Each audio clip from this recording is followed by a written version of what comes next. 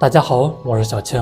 只用面粉和1个鸡蛋，不加糖，3分钟就能做好的面包食谱，蓬松暄软，营养丰富，做法简单零失败。大碗里加入1个鸡蛋，2个白醋去腥。先来把鸡蛋混合均匀，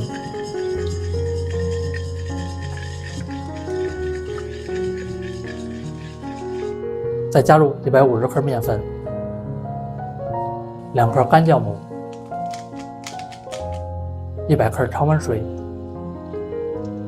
来搅拌一下。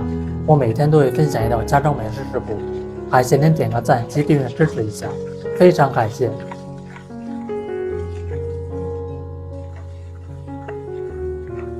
搅拌到稍微浓稠一点的面糊就行，在封上保鲜膜醒发30分钟。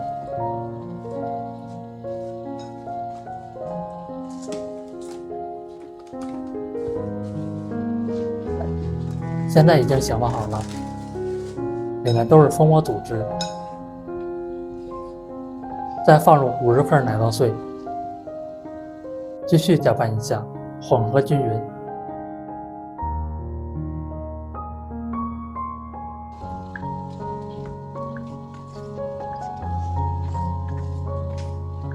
准备1个模具，刷上一层食用油，防止粘连。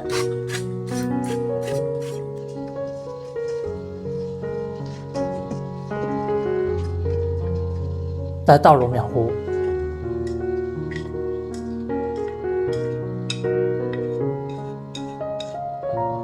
整理平整。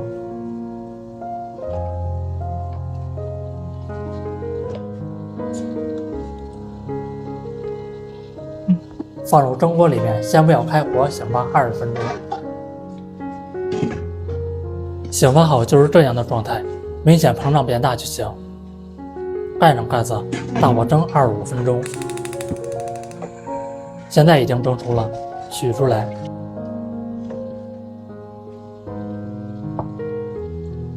用刮板刮一下，脱模也是很方便。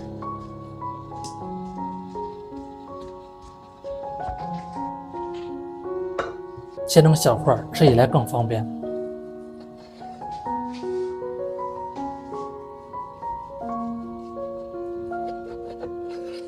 这么一道奶酪面包就做好了，吃起来的口感是蓬松暄软，奶酪的香味非常好吃。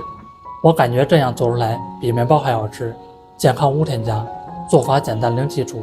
喜欢吃就赶快收藏起来试试吧。感谢您的订阅支持，我们下期食谱再见。